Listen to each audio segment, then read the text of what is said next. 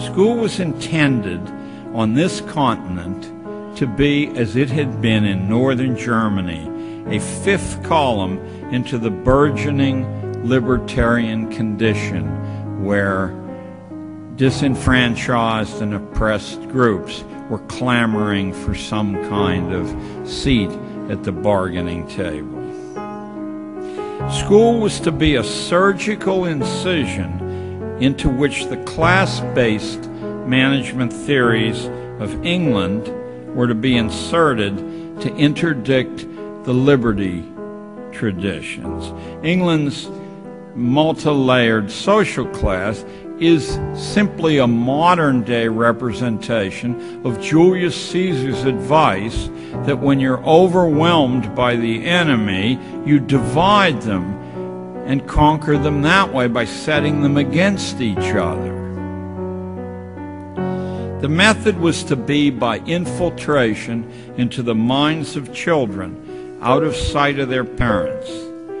The well-read here won't be shocked. Theorists from Plato to Rousseau to Frederick of Prussia knew and taught explicitly that if children could be kept childish beyond its term in nature, if they could be cloistered in a society of children without any real responsibility except obedience, if their inner lives could be attenuated by removing the insights of history, literature, philosophy, economics, religion, if the imminence of death and the certainty of pain and loss can be removed from daily consciousness, if the profound reflections on one's own death could be replaced with the trivializing emotions of greed, envy, jealousy, and fear, young people would grow older, but they would never grow up, and a great enduring problem of supervision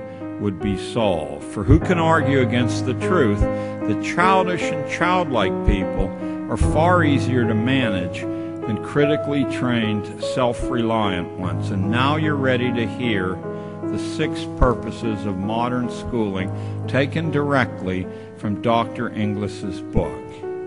The first function of schooling is adjustive.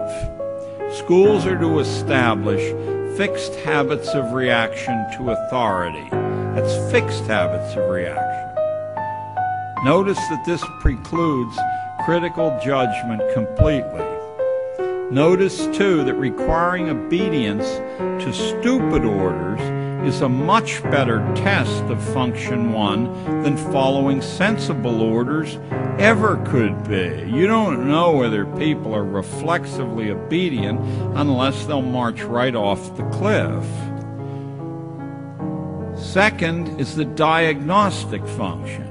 School is to determine each student's proper social role, logging the evidence mathematically and anecdotally on cumulative records. You probably thought that the kid or parents or neighbors or the region, circumstances. No, school is to determine your proper social role, and they're to fix you in that role mathematically on their cumulative records.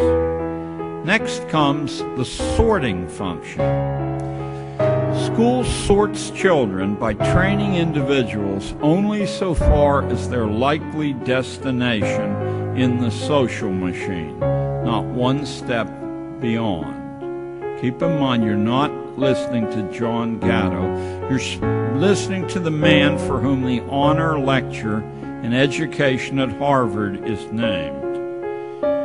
The fourth function is conformity.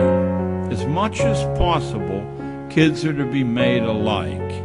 Whatever the background they come from, they're to be made alike. This is not done from any passion for egalitarian ideals, but so that their future behavior will be mathematically predictable in service to market research and government research. Next comes the hygienic function. This one's my favorite. This has nothing to do with individual health, but it has a lot to do with the health of the race, at least as Inglis or or Darwin or his first cousin Galton saw it.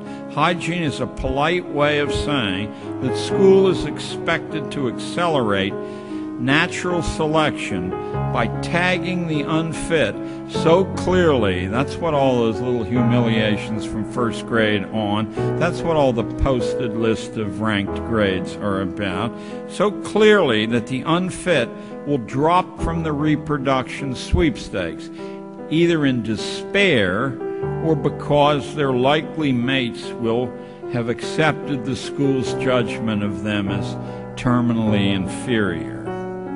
And last comes a fancy Latin word, the propaidutic function. That's a fancy word meaning that a small fraction of lucky kids will quietly be taught how to take over management of this continuing project. Guardians of a population deliberately dumbed down and rendered childlike in order that government and economic life can be managed with a minimum of hassle. It's that low-down, nitty-gritty, common purpose, not Marx's grand warfare between classes and greedy captains of industry. It's simply so that management will have a minimum of hassles.